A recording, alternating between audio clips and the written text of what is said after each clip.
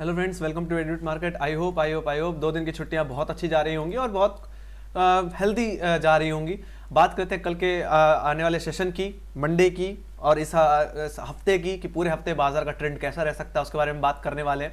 सबसे पहले मैं निफ्टी में जाना चाहूँगा, और निफ्टी में जैसा कि सबसे पहले सबका जो नज़र जाती है वो 18,300 के लेवल पे जाती है, जो कि अभी तक ब्रीच नहीं हो पाया। लगातार 3 दिन हमने इसके ऊपर निकलने की कोशिश की, बट हम निकल नहीं पाए। एक तरह से बैरियर की तरह बन के सामने, और यहाँ पे अच्छी खासी कॉल राइटिंग भी अब आती हुई दिख रही है। तो एक तरह से अब ऊपरी लेवल से अब बाजार में हो सकता है दबाव रहे, एक तरह से बाजार ऐसे ही साइडवेज बिहेव करे। इसलिए मैं बस इतना ही कहना चाहूँगा, जब तक रेंज ब्रेक ना हो, जब तक लेवल्स ब्रीच ना हो, तब तक अननेसेसरी ट्रेड मत करिए, नहीं तो काफ़ी नुकसान आप कर सकते हो। बाकी कहीं ना कहीं मैं बात करूँ सपोर्ट की, तो इस समय इमीडिएट जो सपोर्ट अभी बन के आ रहा है वो 18,200 का ही है। और आपने ये चीज़ नोटिस की होगी, लगातार हम 3 दिन कहीं ना कहीं 18,200 रुपए के आसपास ही ट्रेड कर रहे हैं। इसी के ऊपर नीचे हम ट्रेड करते हुए दिख रहे हैं। तो कहीं ना कहीं यहाँ पे पुट राइटर्स भी है, कॉल राइटर्स भी है, और जब तक बराबर हमें कॉल राइटिंग पुट राइटिंग हमें सेम लेवल 18,200 लेवल पे देखने मिलेगी, बाजार इसी तरह साइडवेज बिहेव करता रहेगा। ऑलराइट, तो किसी ना किसी को तो बैकफुट पे आना ही पड़ेगा, या तो कॉल राइटर को या तो पुट राइटर को। ऑलराइट, बात कर लेता हूँ अब बेस की, जो कि जहां से बाजार में गिरावट आ सकती है, जहां से एक रिवर्सल देखने को मिल सकता है, तो वो लेवल है 18,150 का लेवल। यस, 18,050 का लेवल, 150 का लेवल जब तक ना टूटे तब तक बाजार में कोई मंदी मत करिए। कोई भी डिप मिलते हो तो बाइंग, एक तरह से बाय और डिप करके चलिए। अभी भी ट्रेंड अभी तक बदला नहीं है, ट्रेंड अभी भी एक तरह से बुलिश ही लगता है। Let's go to 1 hour time frame, तो 1 घंटे के टाइम फ्रेम में चलेंगे और इसको और बेहतर तरीके से समझेंगे। तो बाजार अभी भी इस ट्रेंड को फॉलो कर रहा है, इस ट्रेंड लाइन को फॉलो कर रहा है, बार बार इसी में ही आकर के कहने के करेक्ट होकर के बाउंस लेने की कोशिश कर रहा है। तो जरूरत यही है कि इस ट्रेंड लाइन पे बना रहे, इस पे बाउंस ले और फिर से कोई अपमूव दिखाता हुआ दिखे। कहने का मतलब है 18,200 के लेवल पे, 18,200 के लेवल पे अगर बाउंस लेता है तो मुझे लगता है एक और बाइंग बन सकती है। और अब जो भी आपको कॉल बाइंग करनी है, कोई भी कॉल राइटिंग करनी है, तो मेरे हिसाब से कोई भी लॉन्ग पोजीशन बनानी है तो 18,300 रुपए के ऊपर ही बनानी चाहिए। तो 18,300 रुपए के ऊपर जब तक निफ्टी ना निकले तब तक आप कोई भी लॉन्ग मत बनाओ। 18,320 ये एक्यूरेट लेवल है। बाकी मंदी कहां से करनी है, लेवल है 18,150 का। 18,150 टूटे तभी बेचिए। कहीं ना कहीं जो गैप है अभी भी पार्शियली फिल हुआ है, जो कि कहीं ना कहीं आपका 12 जनवरी का था। तो 12 जनवरी का गैप पेंडिंग है, साथ ही साथ आपको जो गैप पेंडिंग है वो 10 जनवरी का गैप पेंडिंग है। और उसके नीचे अगर मैं जाऊं तो कहीं ना कहीं 17,500 16,600 के पास भी कहीं ना कहीं गैप्स हैं। तो बाजार में दोबारा गिरावट आ सकती है बिलो 18,150, 18,080। ऑलराइट, 18,080 सेकंड लेवल है। अगर वो ब्रीच होता है तो ये गिरावट थोड़ी और बढ़ेगी, जो कि हमें कहीं ना कहीं 18,000 की तरफ भी लेके जा सकती, लेके सॉरी 18,000 क्या, 17,800 के पास, जो कि गैप हमें जैसे कि मैंने पहले बताया 7 जनवरी का जो गैप है वहां तक फिर फिसलता हुआ दिख सकता है। और ये गिरावट कहने के 17,500 तक भी जा सकती है, जो कि एक बहुत बड़ा सपोर्ट माना जाता है आने वाले हफ्तों में। बाकी कहीं ना कहीं अभी भी कहीं ना कहीं बाजार रेंज एक तरह से रेंज बाउंड है, तो फिलहाल ना ही प्ले करो तो ज्यादा बेहतर है। बाकी ओवरऑल मैं यही बस कहना चाहूंगा कि अगर निफ्टी अगर किसी तरह 18,320 रुपए के ऊपर होल्ड कर जाए तो ही मुझे लगता है कोई बाइंग बनानी चाहिए आपको। Alright, let's go to 5 minute time frame, 5 minute में दोबारा चलते हैं और फिर देखते हैं। तो कहीं ना कहीं 18,320 रुपए के ऊपर अगर निकल जाती है तो टारगेट क्या रहेंगे, तो आपके टारगेट सेम ही रहेंगे कहीं ना कहीं 18,500 के, जहां पे फिर जो कॉल राइटर्स आते हैं 18,300 के बाद वो कहीं ना कहीं सीधे सीधे 18,500 पे ही आते हैं। तो ये तेजी कहीं ना कहीं 18,500 की तरफ हमें लेके जाती हुई दिख सकती है। ऑलराइट, मंदी आपको मैंने पहले ही बताया 18,150 या 18,100 के नीचे मंदी की जा सकती है। ठीक है, सेल ऑन राइज का सिनेरियो फिर बाजार में आता हुआ दिख सकता है। Let's go to Bank Nifty. तो बैंक निफ्टी की अगर मैं बात करूं तो बैंक निफ्टी भी कहीं ना कहीं अभी भी दबाव में है।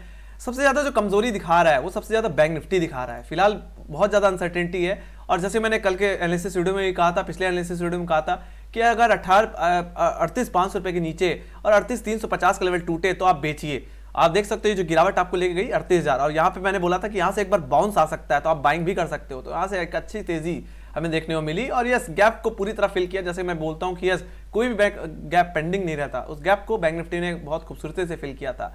बात कर लेते हैं हम मंडे के सेशन की। मंडे को क्या हो सकता है, फिलहाल बाजार जिस तरीके से 38,500 रुपए के नीचे क्लोज हुआ है, अभी भी बैंक निफ्टी थोड़ा सा यहाँ पे बियरिश है। जरूरत है 38,500 रुपए के ऊपर होल्ड करने की। अगर 38,500 रुपए के ऊपर बैंक निफ्टी कल के दिन होल्ड कर जाता है, अगर एचडीएफसी बैंक के रिजल्ट बाजार को पसंद आते हैं, तो ये तेजी कहीं ना कहीं हमें फिर से 38,750 की तरफ या 39,000 की तरफ लेके जाती हुई दिख सकती है। जैसा कि हमें पता है बैंक एचडीएफसी बैंक एक तरह से एक हैवी वेट स्टॉक है, अच्छा खासा वेटेज रखता है।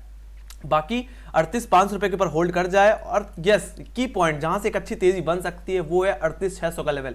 38,600 के ऊपर अगर बाउंस मिले तो यहां से आपको बाइंग करनी है एग्जैक्टली ठीक है। तो 38,600 के ऊपर कोई भी कॉल बाई करो, प्ले करो for the first target 38,750 and yes second target will be overall 39,000, 39,000 का टारगेट होगा। Okay second target. बाकी अगर यही इसी तरह अगर बैंक निफ्टी कल के दिन 38,500 के नीचे बना रहता है, स्ट्रेंड लाइन के नीचे बना रहता है, जो कि मैंने बना रखी है, स्ट्रेंड लाइन के नीचे ही हमें कहीं ना कहीं करेक्शन बैंक निफ्टी में देखने को मिला है, तो कहीं ना कहीं आपको मंदी करके चलनी है 38,350 के नीचे। अगर 38,350 के नीचे अगर बैंक निफ्टी खुलता है तो ये गिरावट आपको सीधे 38,250 और सीधे आपको 38,000 के लेवल्स दिखाती हुई दिख सकती है, जो कि एक बहुत बड़ा सपोर्ट है, मेजर सपोर्ट है इस आने वाले हफ्ते के लिए। तो कहीं ना कहीं अच्छी खासी पुट राइटिंग 38,000 के लेवल्स पे बनी हुई है।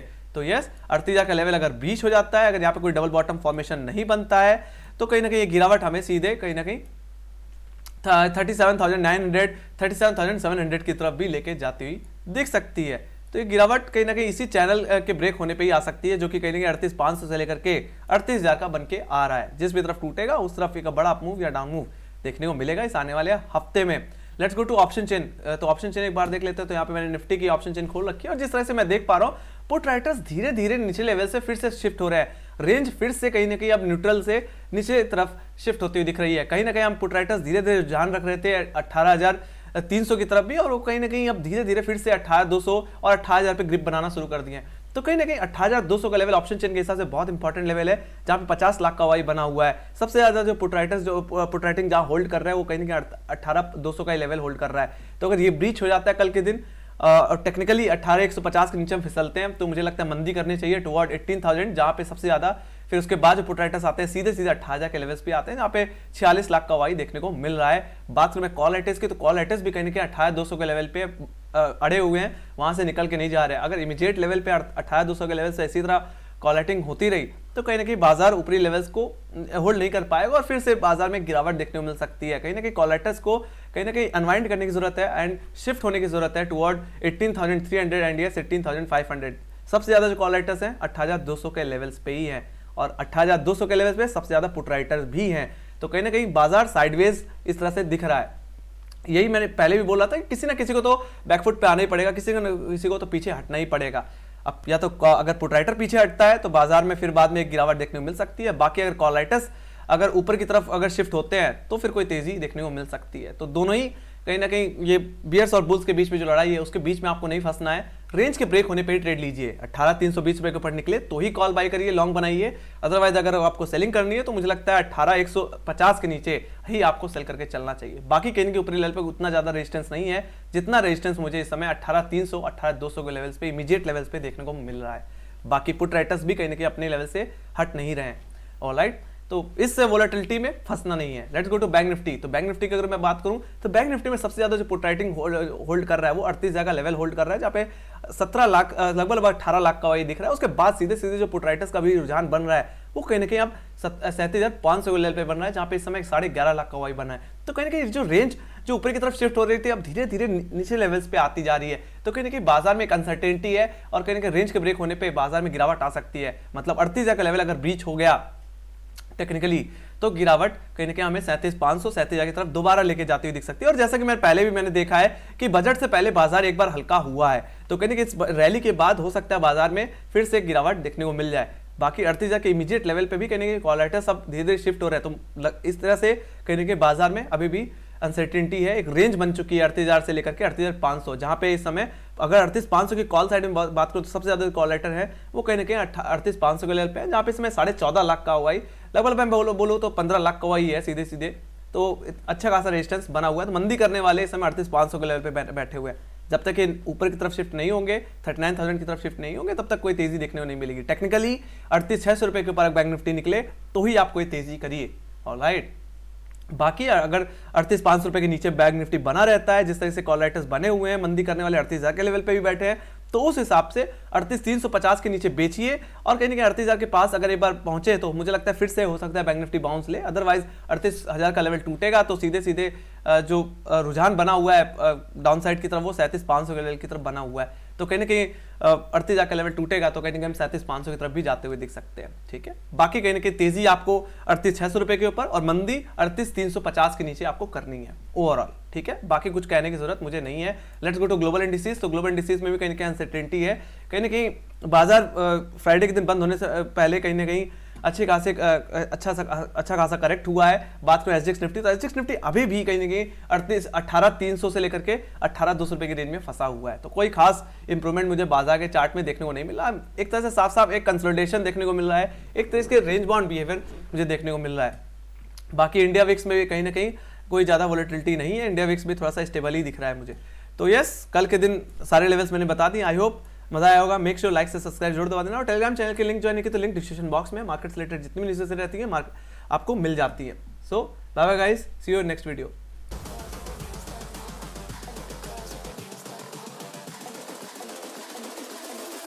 Girls with their